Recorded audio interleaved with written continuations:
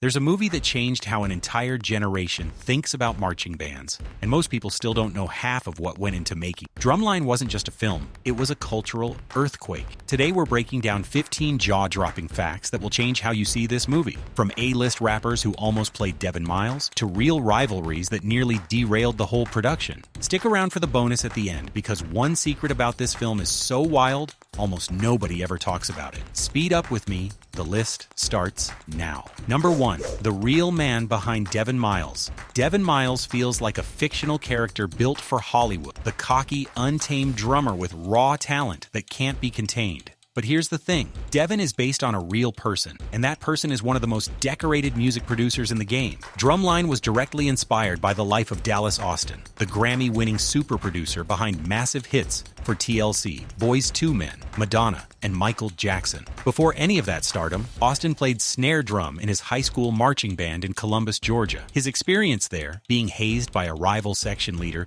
who tried to expose him for not being able to read music, is almost beat for beat the story you watched on screen. Austin pitched the concept to 20th Century Fox in the early 1990s when he was just 20 years old. Studio executives pushed back, skeptical that a movie about marching bands could draw a crowd. Austin showed them footage from a Georgia Dome battle of the bands, and the room went silent. The film was greenlit, a script was drafted, and then sat collecting dust for nearly a decade. Devon Miles isn't just a character, he's a biographical blueprint. Number 2. 10 years in development hell. Once Drumline got greenlit in the early 90s, most people assumed it would reach theaters within a couple of years. That's not what happened. The project sat in turnaround for nearly a full decade, bouncing around Hollywood with no real momentum. There was a version of the story set in the Midwest that had none of the HBCU energy and went absolutely nowhere. Dallas Austin reached out to Quincy Jones for advice, and Jones bluntly told him he needed a powerful ally inside the studio system. That led Austin to producer Jody Gerson, who brought in Wendy Finerman, the woman behind Forrest Gump,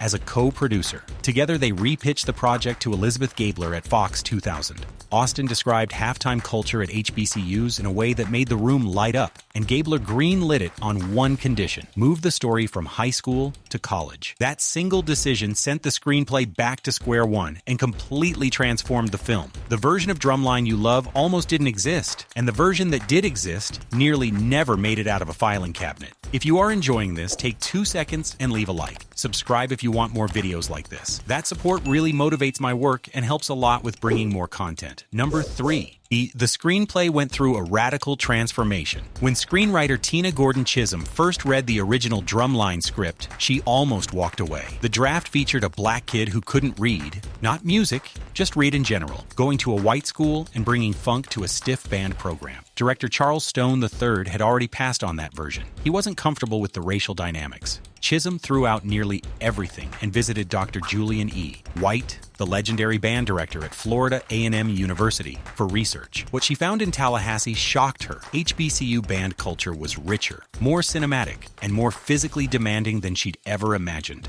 Band members trained in brutal heat late into the night. There were traditions, rituals, a hierarchy of respect, and a competitive fire that rivaled professional sports. She came back and rebuilt the film from scratch, keeping only one element from the original. The main character couldn't read music. Everything else came from what she witnessed at FAMU. The movie you watched isn't just a script. It's a product of genuine cultural immersion. Number 4. T.I. and Lil Wayne both auditioned for the lead role. Before Nick Cannon ever touched a drumstick on screen, the casting of Devon Miles turned into one of the great what-if scenarios in early 2000s cinema. T.I., the Atlanta rapper who would go on to become one of hip-hop's biggest names, walked into that audition room and read for the part. He had the fire, the charisma, and the hometown Atlanta connection that felt tailor-made. But there was a problem. The production required him to actually learn to play drums. T.I.'s response was quick. He wasn't doing that. He walked out, and as he later told it, that rejection led Dallas Austin to hand him the lead role in ATL without even an audition. Lil Wayne also came in. A young, hungry Wheezy read for Devon Miles and was seriously considered. The final showdown came down to Nick Cannon and Lee Thompson Young, the Disney Channel star of the famous Jet Jackson. Cannon won, but think about that alternate universe. T.I. as Devon Miles, Lil Wayne in a marching band uniform. The casting room for Drumline was quietly one of the most consequential in that entire era of black cinema. Number 5. Nick Cannon slept with drumsticks tied to his hands. Nick Cannon was not not a drummer when he got the role of Devon Miles. He was a comedian, a TV personality, a Nickelodeon kid, not a trained percussionist. But Cannon made a decision in pre-production that defined everything. He refused to fake it. For 2 months before filming, he practiced drumming for roughly 6 hours every single day alongside his drum double, Jason Price, a Florida A&M graduate who later performed with both the Atlanta Hawks and Atlanta Falcons drum lines. Price's hands appeared in the close-up shots requiring elite technique, but Cannon handled everything else himself. The commitment went further than daytime practice. Cannon slept with drumsticks literally tied to his palms, so his hands would absorb grip and positioning even while unconscious. The toll was physical. He developed real scars on both hands from the pressure of the sticks night after night. Years later, he told interviewers the scars were still there. In an industry built on shortcuts and body doubles, that level of dedication from a first-time leading man was something else entirely. Number 6.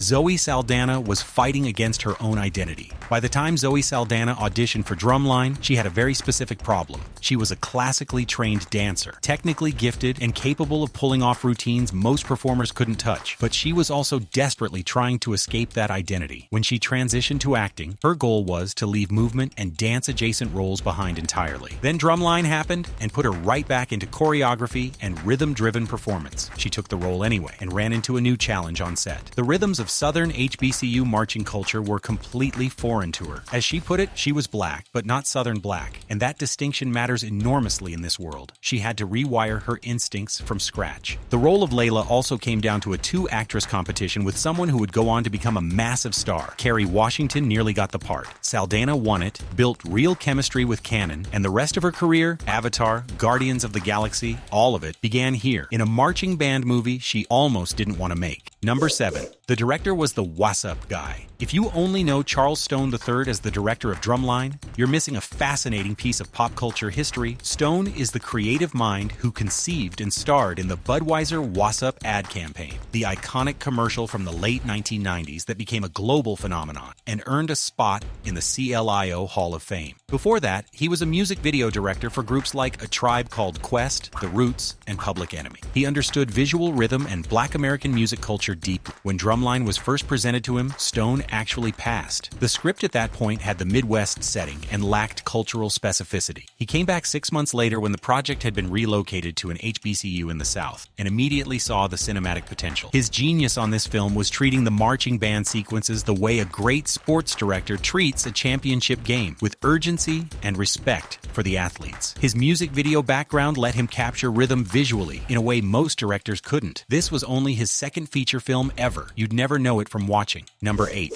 The school doesn't exist, but the rivalries did. Atlanta A&T University, the HBCU at the heart of Drumline, is entirely fictional. No such school exists in Atlanta, but the locations themselves were very real. The film was shot primarily at Clark Atlanta University, with additional scenes filmed at Morris Brown College, both in Atlanta. Morris Brown's actual marching band, the Marching Wolverines, appeared in the film as the rival school and brought genuine competitive energy to every second on screen. The performers filling out the Atlanta A&T scenes were recruited from high school and university bands across Metro Atlanta. Those without prior band experience were trained from the ground up by band director Don Roberts, who was brought on specifically to make everyone look like they belonged on a real HBCU drumline. The Georgia Dome appeared in key sequences, rooting the fictional story in authentic Southern geography. Everything around that invented university was built on real tradition and real culture, which is exactly why it rings true to anyone who's ever lived inside that world. Before we keep going, subscribe if you haven't yet. Drop a comment telling me which movie or show you want me to cover next with strange behind-the-scenes facts. I read every single one. Number 9.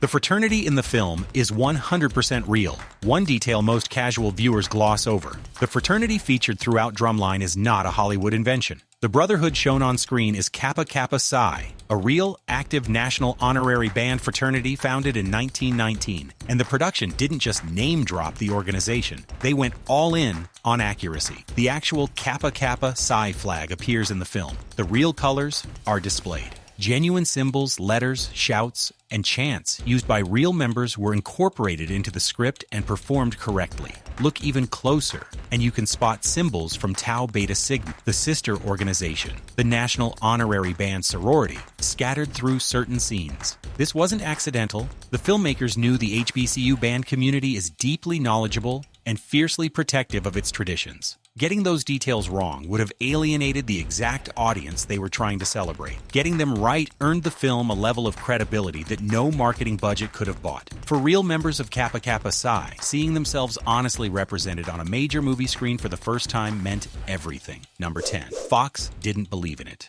and nearly killed it. Here's a fact that recontextualizes the entire Drumline journey. When Dallas Austin first pitched a story about marching bands to Fox, the studio's response was almost comically dismissive. Their words, as Austin recalled them. What's so interesting about marching bands? The project barely survived the room. It spent years in turnaround. That Hollywood purgatory, where a project exists on paper but has no real momentum. During that time, trends changed, executives changed, and the cultural moment the original script was designed for passed entirely. What ultimately saved the film was that piece of footage from the Georgia Dome Battle of the Bands, when Austin finally put that in front of studio executives, showing them the precision, the athleticism, the raw electricity of thousands of people moving in unified rhythmic patterns. Everything shifted. The executives finally understood what Austin had been trying to tell them for a decade. This wasn't a story about uncool kids playing instruments. It was a story about warriors. The 10-year delay may have actually made the film stronger. The 2002 version was sharper, more culturally grounded, and more emotionally specific than anything that could have been produced in 1993. Sometimes Hollywood being wrong for a decade is the only way it eventually gets things right. Number 11, an actor was genuinely ill during the climax. The Bet Big Southern Classic sequences that close out Drumline look like peak performance energy, every cast member firing on all cylinders. But for Leonard Roberts, who played Sean Taylor, those final scenes were shot under seriously difficult circumstances. Roberts was genuinely sick during production of the climax, and it shows. If you go back and watch carefully, he looks visibly sweaty and physically diminished compared to his earlier scenes. That's not acting. That's a man pushing through real illness to deliver his performance and honor his commitment to the production. Roberts stayed on set and got it done. Most viewers never noticed or interpreted his physical state as Sean's dramatic exhaustion after a long, grueling journey. That misread is actually a testament to how Roberts channeled real illness into his character's emotional arc. It's one of those behind-the-scenes details that reframes a performance once you know it. Sometimes what reads as great dramatic acting is just a professional refusing to let the crew down when everything in his body is telling him to go home. Number 12. The box office results stunned everyone. When Drumline opened in December 2002, the results surprised even the people who made it. The film was budgeted at approximately $20 million, modest by major studio standards, especially for a production requiring hundreds of marching band performers across multiple locations. What came back at the box office was a genuinely impressive return. Drumline earned over $56 million domestically and nearly $1.2 million internationally, totaling roughly $57.6 million worldwide. That's close to a 3-to-1 return on investment. Audiences responded with rare enthusiasm. The film earned an A+ cinema score, one of the highest grades possible from actual moviegoers walking out of theaters on opening night. Critics also responded well, 82% on Rotten Tomatoes, with the site's consensus calling it a film that made the familiar feel fresh. It ranked in the top 100 films of 2002 on the platform. For a story that Hollywood spent a decade refusing to take seriously, those numbers were the ultimate validation of everything Dallas Austin had been saying since he first pitched it as a 20-year-old with a dream and a drum. Number 13. The end credits themselves march. Most people click away the moment a film's credits start rolling. If you did that with Drumline, you missed something special. As the music plays over the closing credits, the cast and crew names don't simply appear and disappear in the standard way. They enter the screen and exit in patterns that mimic marching formations. Spinning in, sweeping across, dissolving in choreographed sequences that echo the precision of an actual drum line on a field. It's a small touch, but it's a perfect one. Director Charles Stone III refused to let the film end with a generic credit roll. He wanted every frame, right down to the last few seconds, to feel like it still belonged to the world of HBCU marching tradition. Band members and HBCU alumni who caught it for the first time described genuine emotional reactions, a feeling that the film was still talking to them even as it was technically over. In most movies, the credit sequence is an afterthought. In Drumline, even the afterthought was choreographed.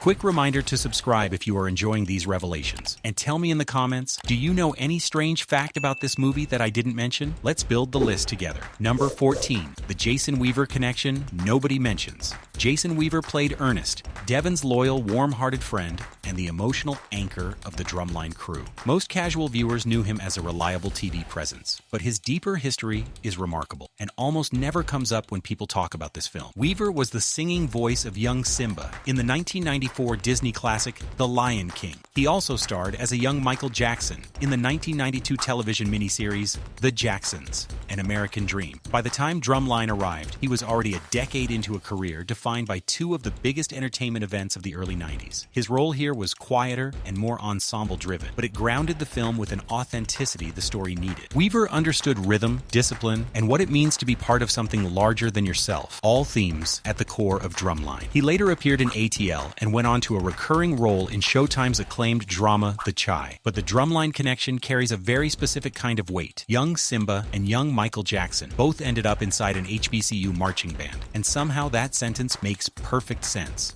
Number 15. The real rivalries on set nearly boiled over. Now check this out. The tension between the fictional Atlanta A&T Drumline and the Morris Brown marching Wolverines in Drumline wasn't just a story device. It was real. It was electric, and it nearly spun out of control during production. The real Morris Brown marching Wolverines, a legendary crew who had performed at the Macy's Thanksgiving Day Parade and inspired an Outkast song, were not particularly impressed by actors showing up to portray musicians on their turf. They weren't pretending to compete. They were actually competing. Cast members later said they became so immersed in their Atlanta A&T identities that in the moment they genuinely believed they were better than Morris Brown. Everyone on the crew could feel it. Multiple people described it as watching two sides go to actual war. The final competition sequence was deliberately filmed last, after months of training, so the actors could be as technically capable as possible when facing the real drummers. Even then, the energy in the building was described as electric and unpredictable. That authentic tension is what makes the climax hit so hard. The camera wasn't capturing scripted drama. It was capturing something real. It just happened to be inside a movie, almost at the end, and the best is still coming. Subscribe so you don't miss what's next, and drop your city or country in the comments. I want to see how far this video is reaching. Bonus. The movie that changed the culture and never gets the credit. Here it is, the one almost nobody ever connects. And it requires stepping back from the film itself and looking at what came after. Before Drumline, HBCU marching bands were deeply beloved within their communities, but essentially invisible to mainstream American entertainment. No national television coverage, no viral social media moments. They were considered niche, regional, and certainly not something a major studio would spend $20 million celebrating. Drumline changed that, but the change was gradual and organic enough that most people never trace it back to this film. In the years after its release, HBCU halftime culture began seeping into the national conversation, slowly at first, then explosively. Beyoncé's 2018 Coachella performance, widely regarded as one of the greatest live shows in modern history, was built entirely around HBCU marching band aesthetics,